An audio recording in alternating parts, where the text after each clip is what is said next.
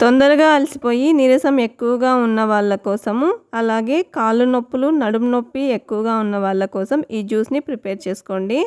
దీనికోసం ముందుగా ఒక మిక్సీ జార్ తీసుకొని సగం బీట్రూట్, అలాగే ఒక ఫుల్ క్యారెట్, 1 ఇంచు అల్లం ముక్క, పాలాకు హాఫ్ కట్ట, అలాగే కొద్దిగా బెల్లము, బ్లాక్ సాల్ట్ని వేసుకొని కొద్దిగా వాటర్ కూడా వేసుకొని మిక్సీ పట్టించుకోండి.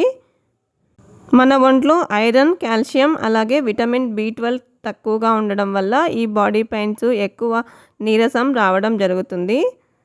మనం ప్రిపేర్ చేసిన జ్యూస్ని అలాగే తీసుకోవచ్చు. లేదు ఈ గుజ్జు మొత్తం తాగలేము అనుకున్న వాళ్ళు ఫిల్టర్ చేసి మరికొద్దిగా వాటర్ కూడా వేసుకొని బాగా వడపోసుకోండి.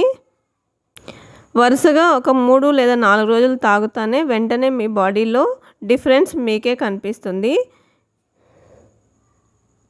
ఇప్పుడు ఇందులోకి ఒక హాఫ్ లెమన్ని స్క్వీజ్ చేసుకొని లెమన్ జ్యూస్ని వేసుకోండి. ఇప్పుడు ఈ జ్యూస్ని గ్లాస్లో వేసుకొని సర్వ్ చేయడమే.